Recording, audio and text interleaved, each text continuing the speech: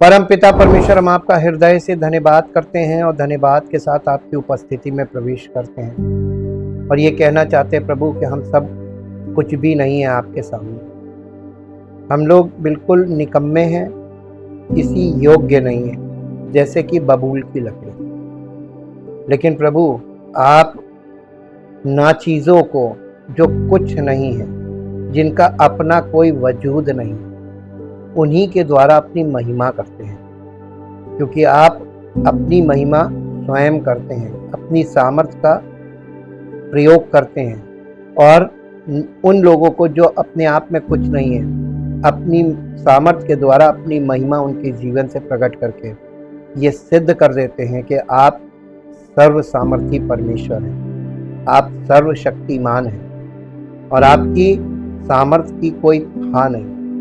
और आप जो करते हैं वो युगों से युगों तक के लिए होता है। आप कोई भी काम टेम्पररी नहीं करते, क्योंकि आप सब कामों को सिद्धता की ओर ले जाते हैं। इसलिए प्रभु, आपने समस्त मानव जाति को केवल पाप और पतन से छुटकारे का प्रयोजन नहीं किया, बल्कि उनको सिद्धता तक पहुंचाने का पूरा बंदोबस्त किया। और इसीलिए आपने कलीसिया की स्थापना की, ताकि प्रभु जो कोई पश्चाताप करके समर्पित हो मसीह की आत्मिक देह अर्थात कलीसिया में, उसको आप सिद्धता में बढ़ाएं और प्रभु यीशु मसीह की देह में वो सिद्ध होकर परमेश्वर की महिमा के योग्य जीवन व्यतीत करें, जिससे प्रभु इस पृथ्वी पर आपकी महिमा प्रकट हो और आपका नाम महिमान्वित करता है। आदर और महिमा आपको देते हैं आपके कार्यों के लिए, जो आप हर एक विश्वास करने वाले के जीवन में कर रहे हैं। प्रभु, हम आपका धन्यवाद करते हैं और चाहते हैं आपके कार्य हर विश्वास करने वाले के जीवन में पूर्णता तक पहुँचे, ताकि हर एक जिंदगी सिद्ध होकर आपकी महिमा का कार्य करे। यीशु मसीह के नाम से आमीन। सबको जय मसीह की। हम परमेश्वर का धन्यवाद करते हैं उसके पवित्र वचनों के लिए, और पवित्र आत्मा उन वचनों को प्रकाशित कर रहा है, उसके लिए उसका धन्यवाद करते हैं। यहाँ पे दो चित्र हैं। ये परमेश्वर का वो निजाम है जो परमेश्वर ने नूह को बताया, और नूह ने परमेश्वर की आज्ञा मानी, उसका वचन माना और वो किया जो वो कह रहा था। और इस जहाज के द्वारा प्राणियों को बचाया गया, उद्धार की योजना ने काम किया। लेकिन दूसरी तरफ मनुष्य ये नूह के ही वंशज थे और ये निरंकुश हो गए।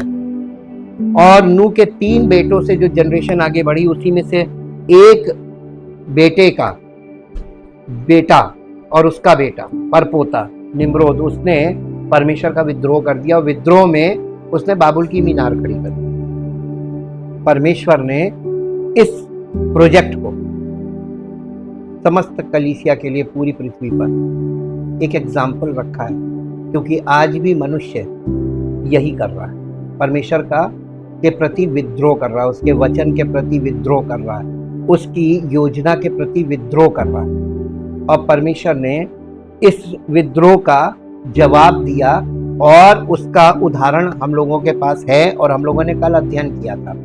लेकिन बाबुल की मीनार के आगे देखिए, 11वें अध्याय में उत्पत्ति के बाबुल की मीनार और 12वें अध्याय में अब्राहम आ जाता है।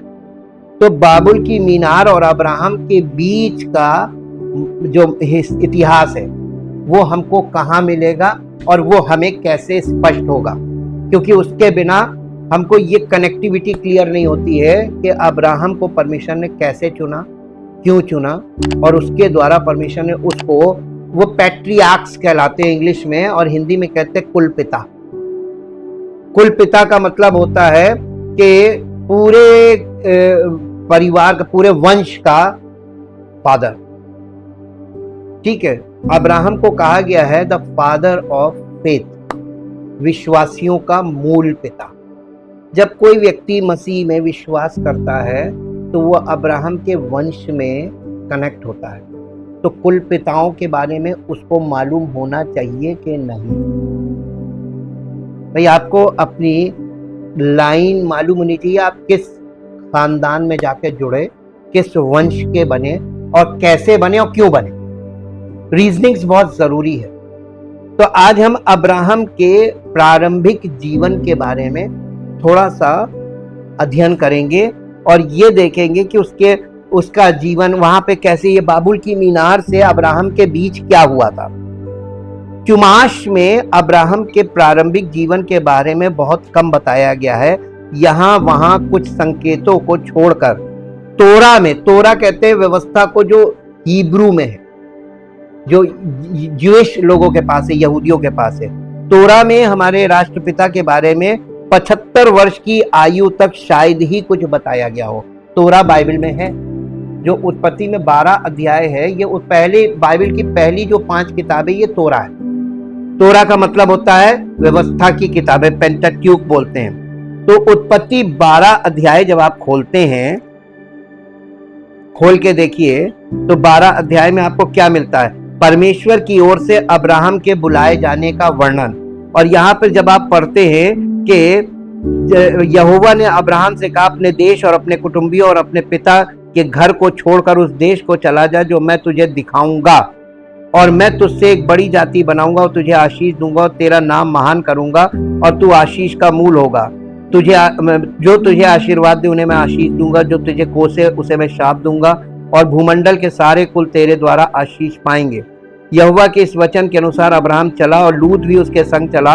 और जब अब्राहम हारान देश से निकला उस समय वो 75 वर्ष का था। तो बाइबल में अब्राहम 75 वर्ष की आयु पे वहां से आगे उसका बताया गया। हम उसके पहले का आपके साथ शेयर करना चाहते हैं। उसके पहले क्या हुआ था। अब्राहम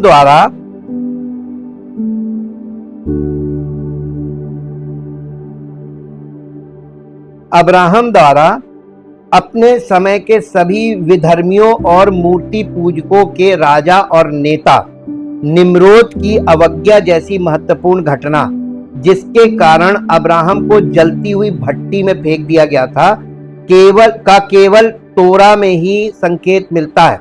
अब्राहम के प्रारंभिक जीवन की इस और अन्य महत्वपूर्ण घटनाओं की पूरी कहानी पीढ़ी दर पीढ़ी केवल मौखिक रूप से ही सुनाई जाती रही है।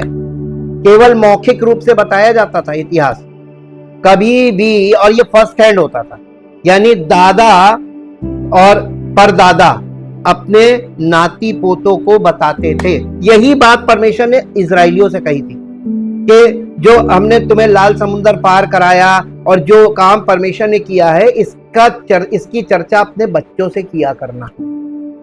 ये जो मौखिक बातें होती है ना, ये ज्यादा वैल्यू करती है, क्योंकि ये आई विटनेस के द्वारा जब आती है, भुक्तभोगी जब वो जो उस अनुभव में से निकले हैं वो जब बोलते हैं तो ये प्रभावशाली होती है। लेकिन जो बाद में पुस्तक में लोग पढ़ते हैं ना, वो बात नहीं होती। इतिहास समय के हिसाब से हर बात देखिए, सरकारें इतिहास बदल देती हैं। जो ओरिजिनल इतिहास वो आपको कभी मिलेगा ही, क्योंकि सब लोग अपने हिसाब से इतिहास को मोड़ देते हैं। ये अपनी रिजीम के हिसाब से होता है सरकारों का, जिसके कारण अब्राहम को जलती हुई भट्टी में फेंक दिया गया था का केवल तोरा में ही संकेत मिलता। अब्राहम के प्रारंभिक जीवन की इस और अन्य महत्वपूर्ण घटनाओं की पूरी कहानी पीढ़ी दर पीढ़ी केवल मौखिक रूप से ही सुनाई जाती रही, जब तक कि अंततः तलमूड के संतों ने विभिन्न मिद्राशिम में इसका विवरण दर्ज नहीं किया। इसमें से कुछ आज हम लोग देखेंगे। अब्राहम, जिन्हें पहले अब्राम कहा जाता था, का जन्म सृष्टि के बाद सन यानी वर्ष 1948 यानी 1813 ईसा पूर्व हुआ। ये बीसी की सन बोल रहे हैं हम, 1948 ये बीसी है, यानी 1813 ईसा पूर्व, यानी यीशु मसीह से 1813 वर्ष पहले अब्राहम का जन्म हुआ था। एक परंपरा के अनुसार उनका जन्म निसान के महीने में हुआ था, ये जो यहूदी कैलेंडर है उसके हिसाब से। दूसरे के अनुसार तिश्रई के महीने में, जैसा कि हम और आप जानते हैं कि उसके पिता का नाम तेरा था। अब्राहम के पिता का नाम तेरा था, जो अब्राहम के जन्म के समय 70 वर्ष के थे। अब्राहम की माता का नाम अमथलाह था। जिस शहर में उनका जन्म हुआ उसका नाम मेसोपोटामिया में कुथा था। तोरा में अब्राहम के जन्म स्थान को एवरहानाहर यानी इसका मतलब है नदी के पार कहा गया है। यहां अब आप देखिए, यहां से अब्राहम नूह से 10वीं पीढ़ी के थे। अब्राहम नूह से 10वीं पीढ़ी के थे। और शेम जो नूह का बड़ा बेटा है, नूह का बड़ा बेटा नहीं, ये छोटा बेटा, सबसे छोटा, तीसरे नंबर का। शेम नूह के पुत्र के प्रत्यक्ष वंशज थे, जो सभी सेमेटिक लोगों के पिता थे। जब अब्राहम का जन्म हुआ, शेम 390 वर्ष का था और उसके पिता नूह 892 वर्ष के थे, 892। नूह की मृत्यु के समय अब्राहम 58 वर्ष का था। ये महत्वपूर्ण तथ्य हैं क्योंकि जैसा कि हम आगे देखेंगे, अब्राहम ने नूह और शेम के घर में कई वर्ष बिताए और उनसे शिक्षा प्राप्ति किससे? अब्राहम ने किससे शिक्षा प्राप्त की थी? नूह से और शेम से।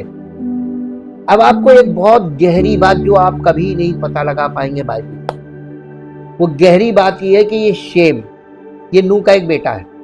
शेम, हाम, येपेत, 3 बेटे थे, ठीक। और पुराने नियम में उत्पत्ति के समय में आदम से लेके और अब्राहम तक, यहाँ नामों का भी मतलब है, इसकी मीनिंग है। ये भी हम खोलेंगे ताकि आपको पता चले कि हर नाम के साथ एक संदेश छिपा हुआ है, जो उसके नाम में छिपा हुआ। क्योंकि हिब्रू हम लोग नहीं पढ़ते, हम लोग हिंदी में पढ़ते हैं, तो हम लोग उसको कभी समझ नहीं सकते। मेरे साथ एक देखिए, निकालिए, आपको एक चीज दिखाए, विचित्र चीज। उत्पत्ति की पुस्तक, उसका 10 अध्याय निकालिए। 10 अध्याय का पहला पद पढ़ दीजिए।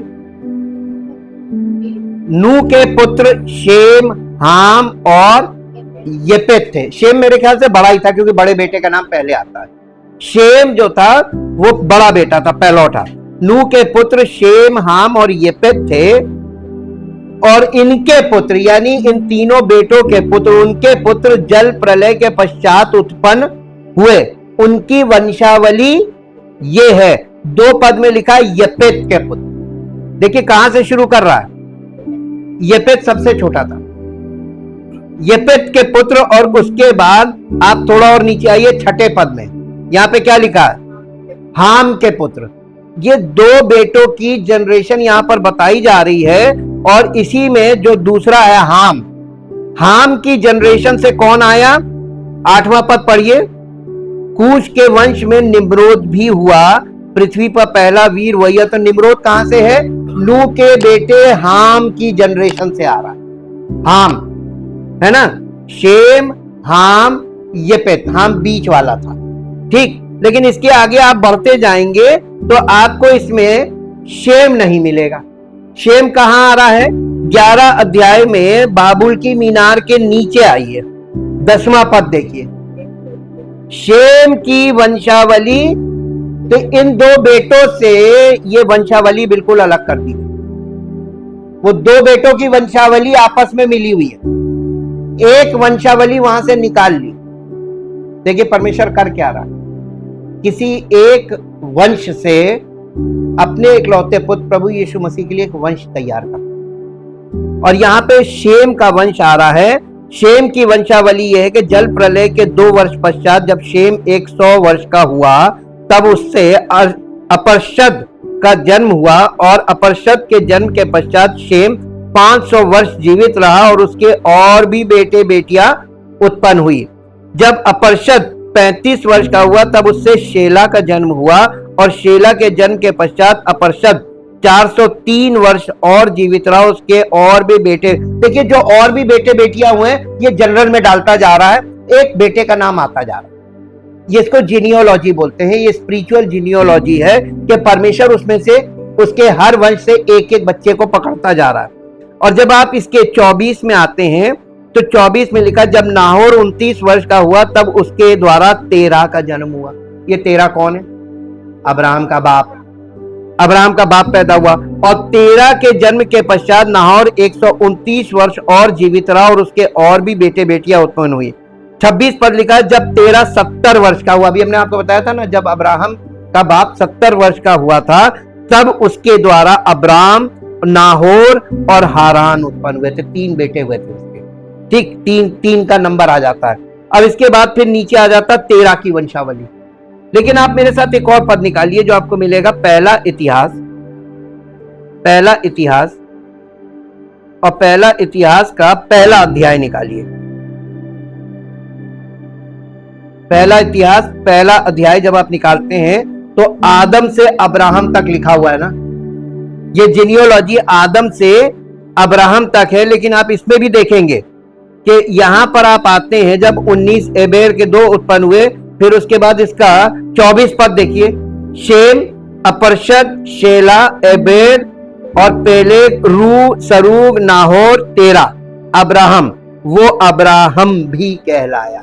यहां पे आके स्टॉप हो गई। उसके बाद आती इस्माइल के वंश। तो ये देखिए आदम से अब्राहम तक ये जीनियोलॉजी बिल्कुल एक्यूरेट है। आप इसको वहां से मिला सकते हैं उत्पत्ति से। अब्राहम नूह से 10वीं पीढ़ी के थे और शेम, जो नूह का बड़ा बेटा था, शेम के पुत्र के प्रत्यक्ष वंशज थे, जो सभी सेमेटिक लोगों के पिता थे। जब अब्राहम का जन्म हुआ, शेम 390 वर्ष का था और उसके पिता नूह 892 वर्ष के थे। नूह की मृत्यु के समय अब्राहम 58 वर्ष का था। ये महत्वपूर्ण तथ्य हैं क्योंकि जैसा कि हम आगे देखेंगे, अब्राहम ने नूह और शेम के घर में कई वर्ष बिताए और उनसे शिक्षा प्राप्त की। इस प्रकार उसने जल प्रलय के बारे में सभी विवरण उन्हीं लोगों से सीखे जिन्होंने जहाज बनाया था और जल प्रलय से बच गए थे। नूह मतुशेला को सैकड़ों वर्षों से जानता था और मतुशेला आदम को सैकड़ों वर्षों से जानता था, जिसका अर्थ है कि अब्राहम को सृष्टि के पहले दिन से ही घटित होने वाली हर चीज के बारे में विश्वसनीय जानकारी प्राप्त थी। कहां से? आदम से पूरा है इसको मालूम था, क्योंकि ज्यादा पीढ़ियां नहीं भी थी।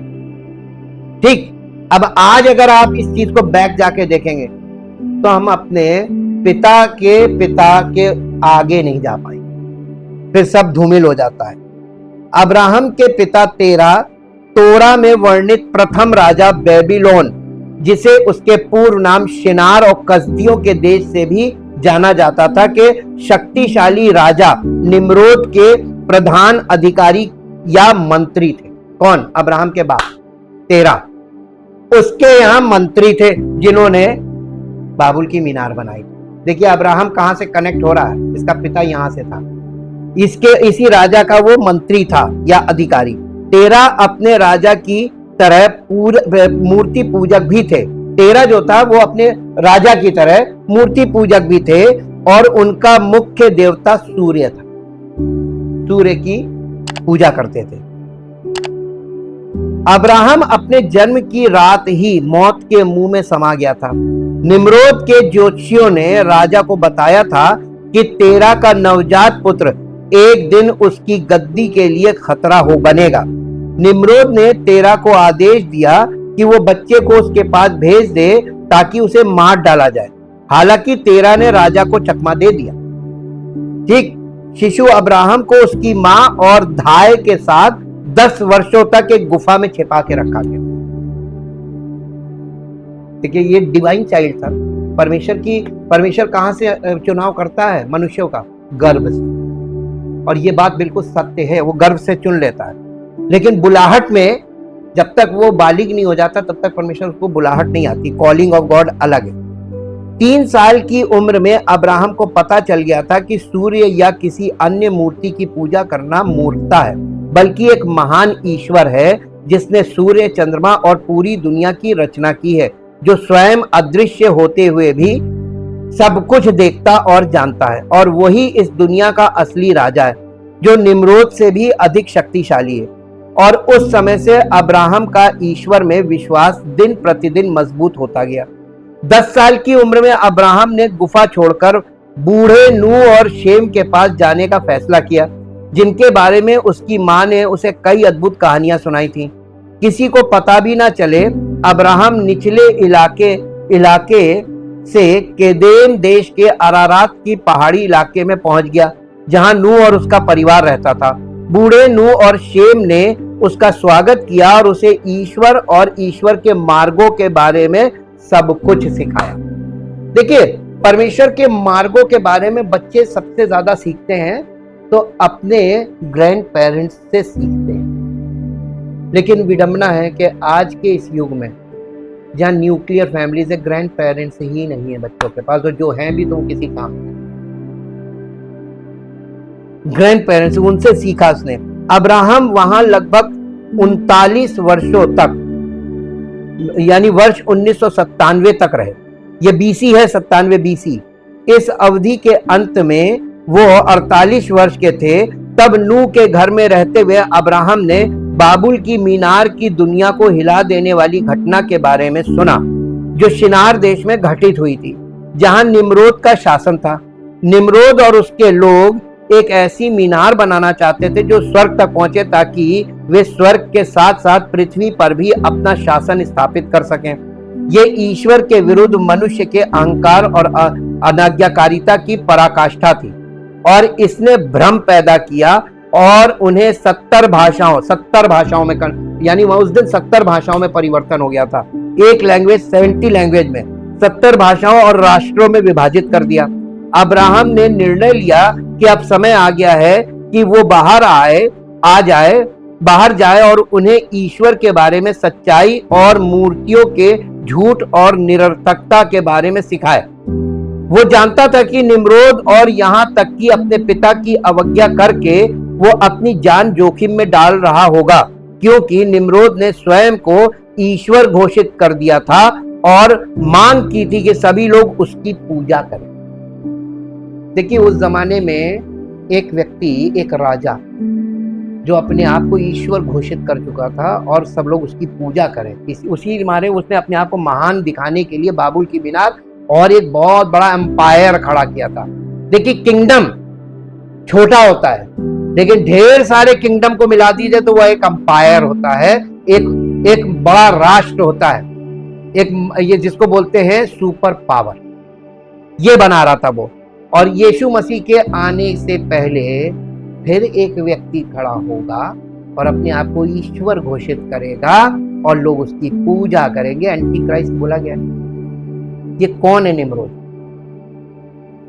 This is the beginning of anti Christ. और यही एंटी क्राइस्ट सिस्टम आगे अब बढ़ रहा है। 50 वर्ष की आयु में वर्ष 1998 बीसी में अब्राहम अपने पिता के घर बेबीलोन लौट आया। 13 मूर्ति पूजकों का एक महायाजक था। लो, अब्राहम का बाप क्या था? राजा के यहाँ अधिकारी कह लीजिए या मंत्री तो था ही था, उसके साथ मूर्ति पूजकों का महायाजक था। याजक भी नहीं, ही इज द हेड।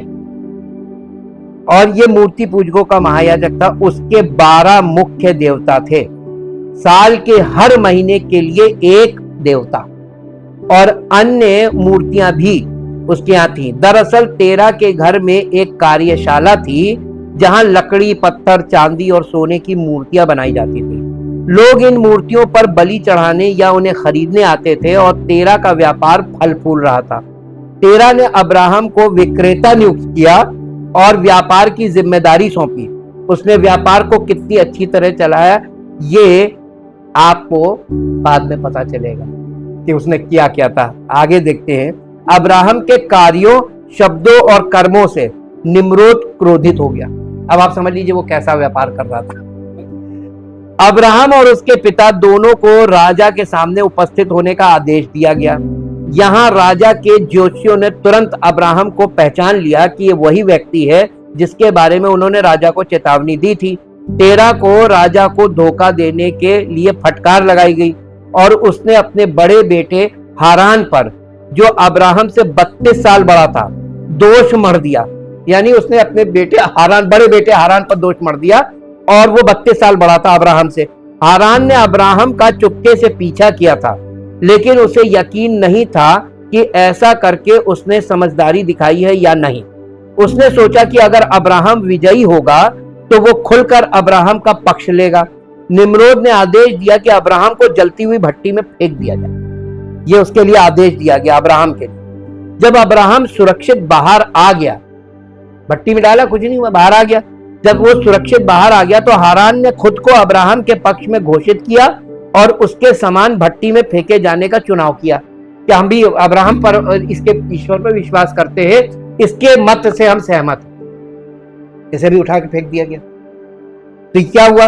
और वो जलकर मर गया। हारान जल के मर गया, बड़ा बेटा उसका मर गया। अब्राहम दूसरे समूह में, जिसे ईश्वर ने आग से इतने अद्भुत ढंग से बचाया था, का सभी लोगों ने स्वागत किया और वे उसकी आराधना करने के लिए तैयार थे। अब लोग अब्राहम की पूजा करना चाह रहे थे। अरे ये तो ईश्वर है, ये तो आग जला नहीं पाई। तो देखिए वहां पे परमेश्वर ने अब्राहम के जिंदगी में एक ऐसा बड़ा चमत्कार किया था जिसके कारण अब्राहम सरेंडर हो। ये चीज लोगों को नहीं मालूम है। अब्राहम तुक्का तुक्की नहीं चल रहा था, अनुभव के साथ आया था, उसको बचपन से ये चीज मालूम थी। लेकिन अब्राहम ने उनसे कहा कि वे ईश्वर की आराधना करें जिसने उसे जलती हुई भट्टी से बचाया था, और वो स्वयं एक मनुष्य के अलावा कुछ नहीं था। निम्रोद अब्राहम से बहुत डरता था। उसने उसे कई बहुमूल्य उपहार दिए। उनमें से एक राजा के घराने का सदस्य एलियाजर था, जो अब्राहम का विश्वसनीय सेवक और मित्र बन गया। अब आपको बताते ये एलियाजर ये किसने दिया था? ये निम्रोद राजा ने उसको गिफ्ट में दिया था। ये गुलाम था, इसको दिया था, और अब्राहम के यहाँ ये आके उसके घर का बहुत इंपॉर्टेंट मेंबर बना, क्योंकि अब्राहम को जब अपने बेटे इसहाक के लिए लड़की चाहिए थी तो अब्राहम ने इसी को भेजा था, इसी एलियाजर। क्योंकि परमेश्वर से भी उसने कहा कि मेरे पास वंश नहीं है, मेरे घर में मेरे पास एक एलियाजर नाम का व्यक्ति है, वही मेरे घर का वारिस बनेगा। तो परमेश्वर ने कहा था ऐसा नहीं है। याद आया जी?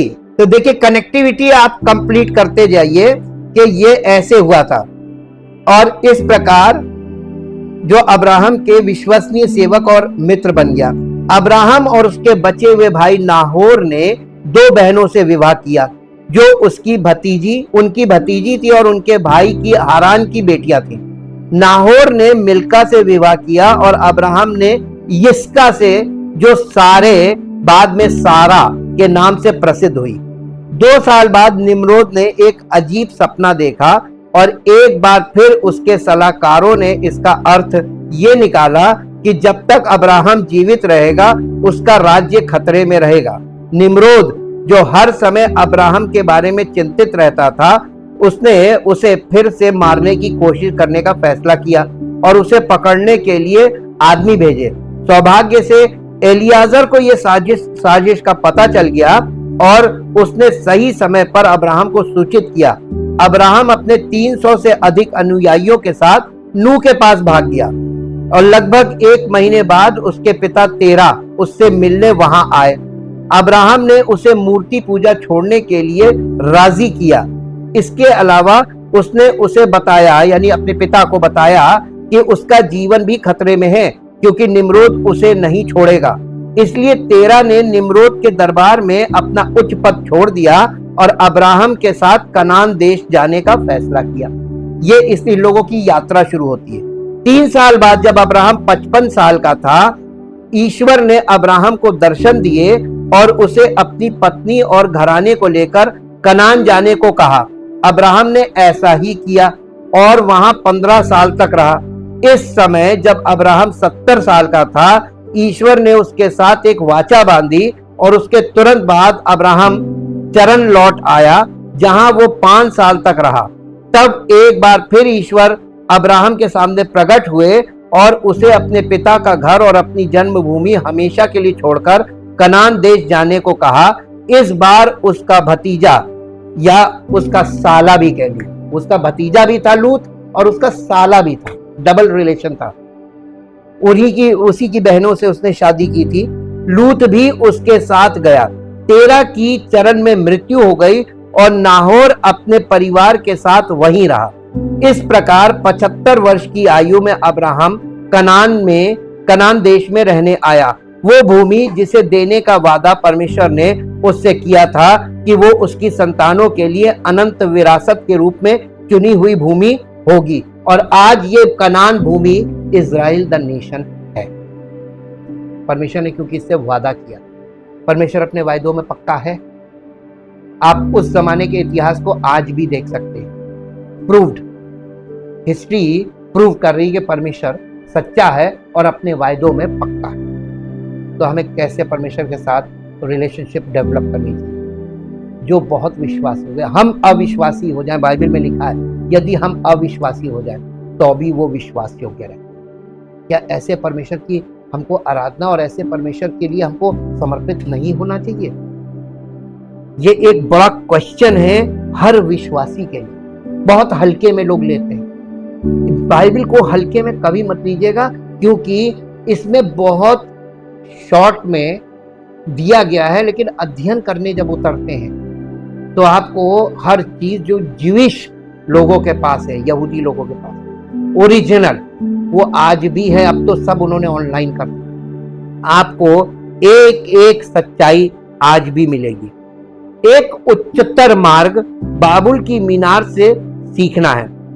आज हमारी दुनिया में इंस्टाग्राम, ट्विटर, टिकटॉक और यूट्यूब जैसे सोशल मीडिया प्लेटफॉर्म ने व्यक्तियों को आत्म प्रचार यानी स्वयं का प्रचार और अपनी प्रसिद्धि के लिए एक मंच बनाने के अभूतपूर्व अवसर प्रदान किए हैं। यानी बाबुल की मीनार आज पहले से भी भयानक रूप में काम कर रही है। और ये देखिए कि प्रसिद्ध होने, प्रशंसा पाने और प्रसिद्धि पाने के लिए पाने की चाहत लोगों को ऐसे रास्ते पर ले जा सकती है जो परमेश्वर और उसके मार्गदर्शन को दरकिनार कर देता है। बाइबल में बाबुल के गुम्मट के वृतांत में हम परमेश्वर की उपेक्षा करते हुए प्रसिद्धि पाने के खतरों के बारे में एक जबरदस्त चेतावनी भरा उदाहरण पाते हैं। अपनी आस्था की यात्रा में हम कुछ ऐसे चौराहे पर पहुंचेंगे जहां हमें यह तय करना होगा कि क्या हम अपने मार्ग स्वयं चुनेंगे या परमेश्वर के ऊंचे मार्ग पर चलेंगे। उत्पत्ति 11 में बाबुल की मीनार हमें यह याद दिलाती है कि परमेश्वर के मार्ग हमारे मार्गों से ऊंचे हैं। तब भी जब हम सोचते हैं कि हम अपनी शिक्षा के गुम्मट के साथ उस स्थान पर पहुंच गए हैं जहां हमें परमेश्वर की आवश्यकता नहीं है। अब्राहम का बुलावा बाबुल की मीनार के वृतांत के तुरंत बाद आता है, जब भी मानव जाति एक ऐसी दुनिया बनाने की कोशिश करेगी जो परमेश्वर को अलग थलग कर दे। परमेश्वर हमेशा हस्तक्षेप करेगा। वे अपने नाम के लिए एक समाज बनाना चाहते थे और मानवता को महिमा मंडित करना चाहते थे। उन्होंने परमेश्वर की जगह अपनी और स्वर्ग की पूजा को स्थापित कर दिया। असल में इसका मतलब स्वर्ग तक पहुंचने वाला एक मीनार बनाना नहीं था, बल्कि एक ऐसा मीनार बनाना था जिसके ऊपर स्वर्ग या राशि चक्र के चिन्ह हो। कितने ये जोडियक टेम्पल था। जोडियक का मतलब मालूम है? राशि, जो आप सवेरे सवेरे सब लोग देखते हैं, मेरी राशि ये है, मेरा राशि का पत्थर ये है। जोडियक स्टोन, ये हॉरोस्कोप से जुड़ी हुई चीज है। ये इसका जन्म यहां पर हुआ और आज दुनिया में ये सबसे टॉप पे है। बड़े बड़े पढ़े लिखे इन चीजों में बिलीव करते हैं। यहां पर यही चीज बताई जा रही है। हमारी समकालीन संस्कृति में बहुत से लोग प्रसिद्धि के लिए तरसते हैं और मुझे नोटिस करो, यानी ये एक ऐसी मेंटालिटी, एक ऐसी मानसिकता है जो क्या बोलते हैं कि अपनी ओर आकर्षित करना, अटेंशन सीकर। क्या बोलते हैं? कौन नहीं आज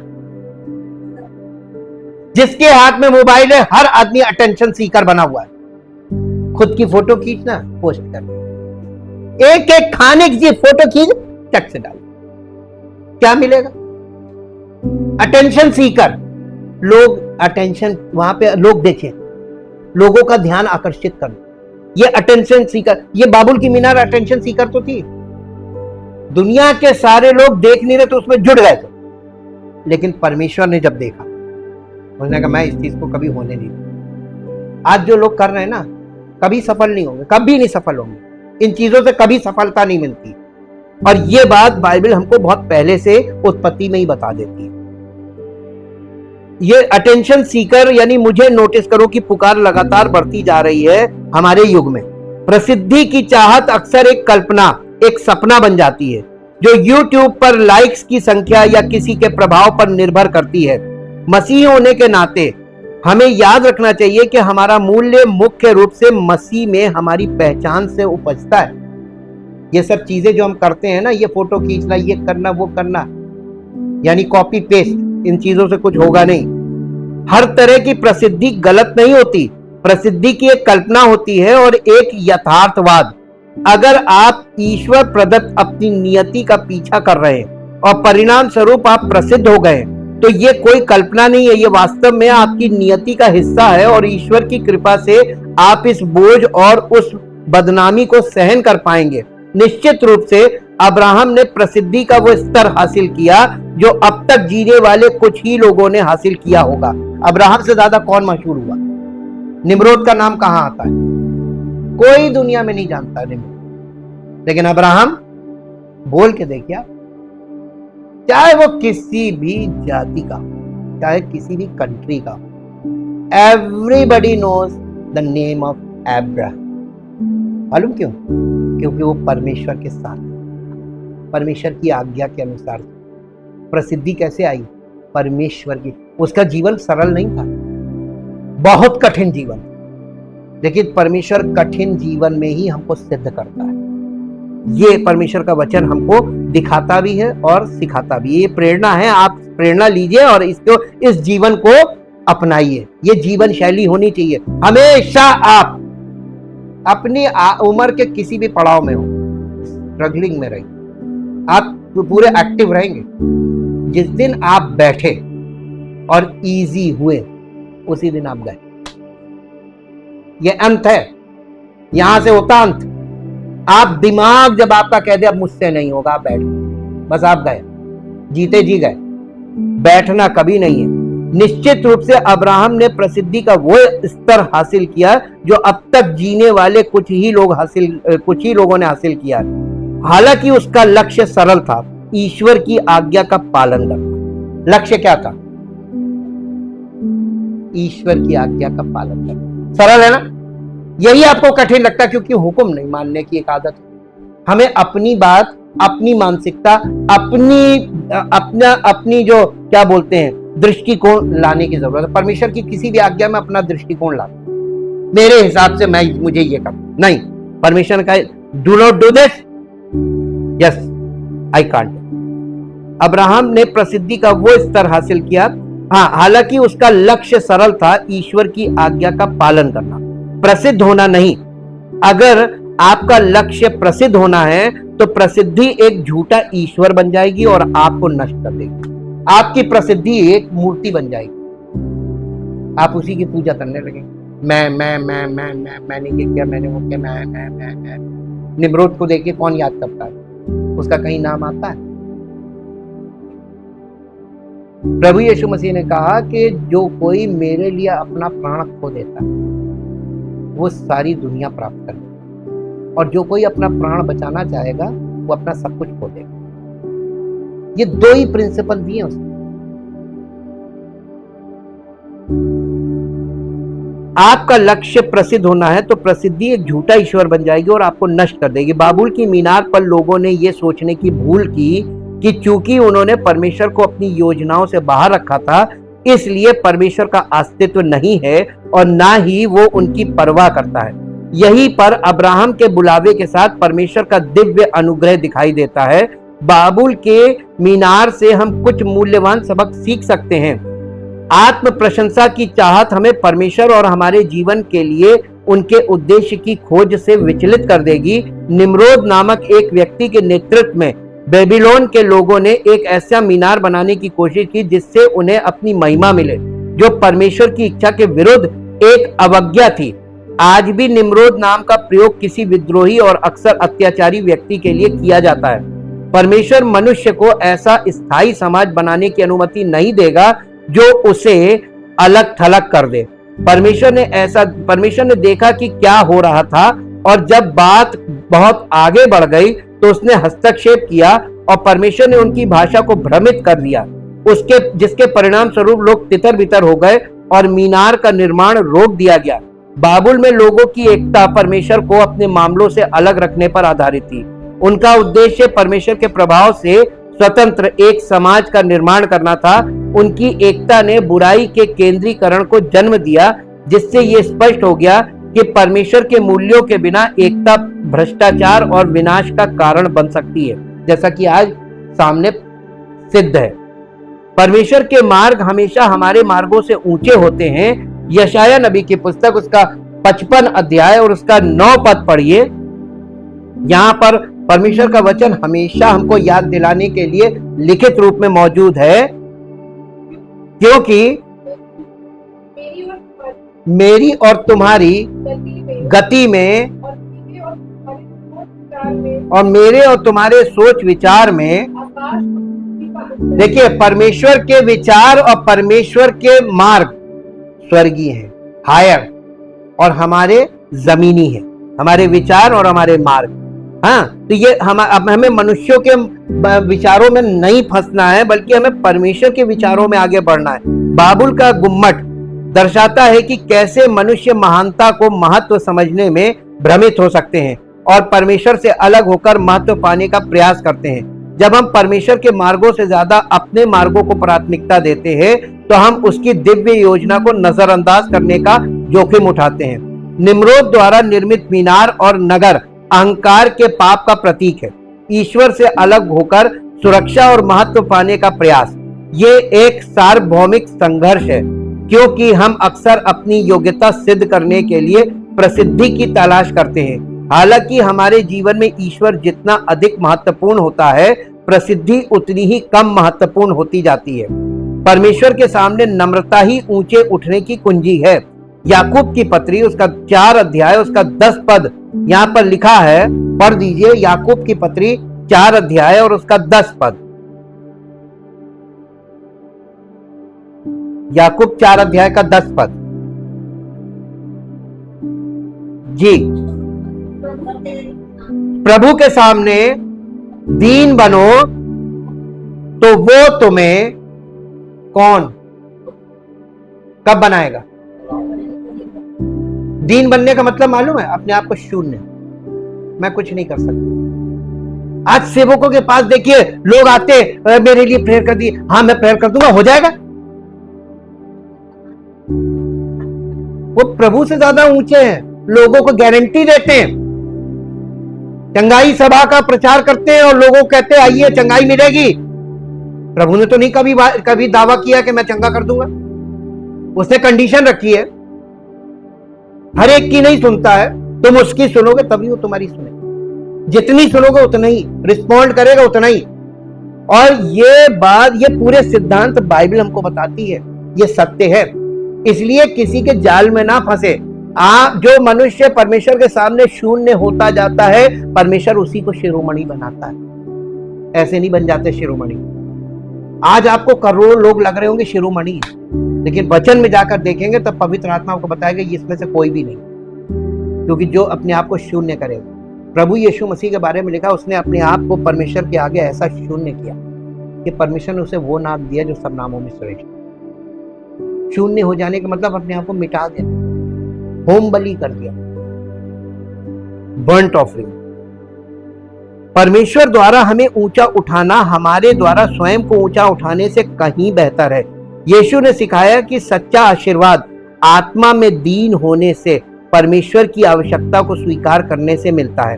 अपनी उपलब्धियों के बजाय परमेश्वर पर हमारा भरोसा उस अहंकार का प्रतिकार है जिसने बाबुल की गुम्मट को भड़काया था। ईश्वर के वचन पर अपना जीवन बनाना यह सुनिश्चित करता है कि आपका जीवन के उतार चढ़ावों का सामना कर सके। भजन संहिता 127 अध्याय और उसका पहला पद पढ़ दीजिए। भजन संहिता 127 अध्याय और उसका पहला पद।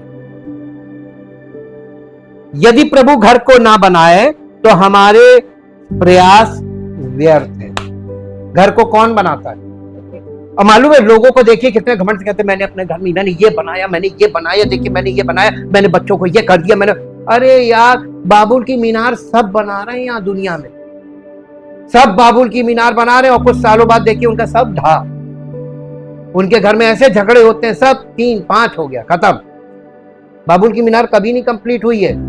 इस दुनिया में जो आपको मैंने कितनों को राजा से रंक बनते देखा और रंक से राजा बनते देखा। पीक तक जाना फिर ही नीचे, लेकिन एकदम कंसिस्टेंटली जमीन पर रहो, इंसान बन के रहो।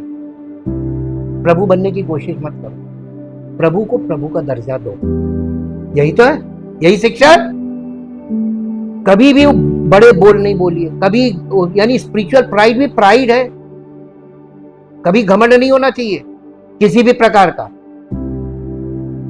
कई लोग भक्ति का घमंड करते हैं, हम तो इतनी भक्ति करते हैं, घमंड सबसे खराब चीज है। शैतान एक ही काम करता है, घमंड। सैटेनिक नेचर है ये घमंड।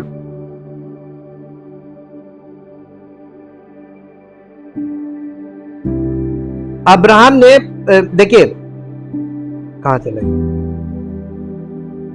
मूल्यवान, हम देखिए परमेश्वर की दिव्य अनुग्रह दिखाया गया, क्योंकि परमेश्वर को अपनी योजनाओं से बाहर रखा था बाबुल की मीनार बनाते समय, इसलिए परमेश्वर का अस्तित्व नहीं है और ना ही उनकी परवाह करता है। यही पर अब्राहम को परमेश्वर ने इसीलिए अब्राहम को बुलाया, और अब्राहम को बुलाने के द्वारा परमेश्वर ने अपनी महिमा उसके द्वारा प्रकट करने के लिए बुलाया था। तो अब्राहम को दीन बनाया पहले, है ना। कहां से निकाला था? निम्रोद के यहां से निकाला था। कहां से निकाला था? निम्रोद के यहां से। अपनी उपलब्धियों के बजाय परमेश्वर पर हमारा भरोसा उस अहंकार का प्रतिकार है जिसने बाबुल की गुम्बद को भड़काया था। परमेश्वर के वचन पर अपना जीवन बनाना यह सुनिश्चित करता है कि आपका जीवन के उतार चढ़ावों का सामना कर सके। उतार चढ़ाव जीवन में आएंगे और ये आपको और हमको सामना करने की सामर्थ्य कौन देता है? नहीं, वो सामर्थ्य नहीं देता है, वो हमारे साथ चलता है। आप बाइबल में शुरू से देख लीजिए, हनोक परमेश्वर के साथ साथ चलता रहा। अब आप यहाँ पे देखिएगा कौन साथ चल रहा था, परमेश्वर हनोक के साथ चल रहा था या हनोक परमेश्वर के साथ चल रहा था? परमेश्वर है तो सबके साथ, लेकिन कौन परमेश्वर के साथ है ये थोड़ा सा अलग हो जाता है। हनोक परमेश्वर के साथ साथ चलता रहा, परमेश्वर ने हनोक को उठा लिया, ठीक। उसके बाद आता है कि नूह परमेश्वर के साथ साथ चलता रहा, परमेश्वर ने नूह को बचा लिया परिवार समेत। और फिर अब्राहम परमेश्वर के साथ साथ चलने लगा। लिखा है परमेश्वर के साथ साथ चलता। तो यानी हम परमेश्वर हमारे साथ नहीं, हम परमेश्वर के साथ चल रहे हैं कि नहीं, ये मायने रखता।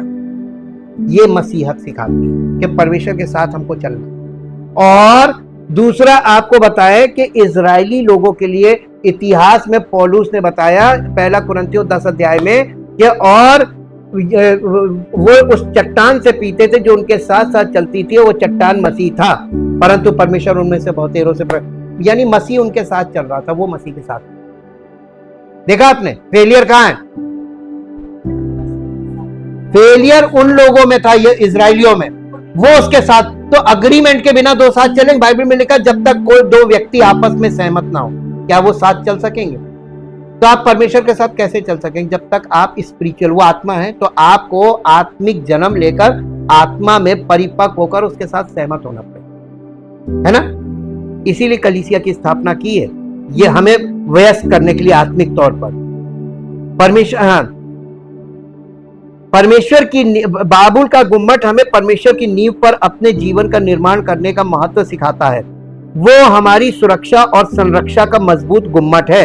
नीति वचन की पुस्तक 18 अध्याय उसका 10 पद पढ़ दीजिए। नीति वचन की पुस्तक का 18 अध्याय का 10 पद जी। यहोवा का नाम दृढ़ गढ़ है। गढ़ का मतलब होता किला। धर्मी उसमें भागकर सब दुर्घटनाओं से बचता है। देखिए नूह के जहाज में जितने भागे अंदर गए सब दुर्घटनाओं से बच गए। जितने मसीह में आप भाग के आ जाएंगे, आपको प्रवेश करना है। द्वार कौन है? मसीह में प्रभु में प्रवेश करना है। और जब आप उसमें प्रवेश कर लेंगे ना, सब दुर्घटनाओं से बचा ले। कौन? हम बच नहीं सकते। देखिए वहां पे ये चीज स्पष्ट हो जाती, हम भागकर उसमें शरण ले। कहां? प्रभु में, कलीसिया में, मसीह में, आत्मिक देह में, वो हमें बचा ले। तो देखिए कंडीशन कहां पूरी होगी? जब हम भागकर उसमें सरेंडर हो जाए, पश्चाताप, समर्पण। तो बचाएगा कौन? तो वो बचने की बुद्धि और बचने की शक्ति नहीं देगा, बल्कि वो आपसे गारंटी कह रहा है मैं तुम्हें बचा लूंगा। क्या करना चाहिए बताइए। अब लोग कहते हैं मुझे बुद्धि दे दो, मुझे शक्ति दे दो, मैं खुद अपनी लड़ाई लड़ूंगा। नहीं, तुम नहीं लड़ पाओगे। शैतान से कोई नहीं जीत सकता। शैतान पर एक ही जयवंत हुआ, इस नेम इज जीसस क्राइस्ट। बाबुल की मीनार का उत्पत्ति वृतांत हमें अपनी महिमा, अपनी प्रसिद्धि की चाहत और परमेश्वर के मार्गदर्शन के बिना मार्ग अपनाने के खतरों की याद दिलाता है। समझदारी इसी में है कि हम अपने जीवन को परमेश्वर के प्रेम और बुद्धि की नींव पर बनाएं, ताकि हम उस सच्चे महत्व और उद्देश्य का अनुभव कर सके जो मानवीय उपलब्धियों से परे है। परम पिता परमेश्वर, हम आपका दिल से धन्यवाद करते हैं आपके पवित्र वचनों के लिए, पवित्र आत्मा की सहायता के लिए और कलीसिया के लिए प्रभु, जो प्रभु यीशु मसीह की आत्मिक देह हमारा शरण स्थान। और प्रभु हमको बहुत अच्छी तरीके से समझ में आ गया कि हमें प्रभु में, कलीसिया में, उसकी आत्मिक देह में शरण लेनी है और वो हमारा किला है जिसमें हम भाग कर आते हैं और वो हमें सब विपत्तियों से बचाने की सामर्थ्य रखता है। उसका वायदा है कि मैं तुम्हें बचा लूंगा और वो हमें बचाता है। जिस प्रकार प्रभु नूह के जहाज में जितने लोगों ने प्रवेश किया था, उस जहाज ने उन सबको बचाया था क्योंकि परमेश्वर ने उन्हें उस जहाज का प्रयोजन दिया था। ठीक उसी प्रकार से प्रभु यीशु मसीह का जैसा नूह के दिनों में हुआ था वैसे ही मनुष्य के पुत्र के दिनों में होगा। अर्थात कि आज हमें कलीसिया का प्रयोजन दिया प्रभु ने कि जो कोई आएगा मैं उसे ना निकालूंगा, मैं उसे अपना लूंगा, मैं उसे अपना बेटा बेटी बना लूंगा और मैं उसे हर विपत्ति से, हर दुर्घटना से बचा लूंगा। पिता परमेश्वर सब वचन के सुनने वालों पर अनुग्रह हो, उन्हें ऐसी समझ मिले कि वे उद्धार पाएं और प्रभु में शरण लें ताकि वह बचाए जाएं और आपका नाम महिमा पाए। प्रभु यीशु मसीह के नाम से आमीन। Praise the Lord.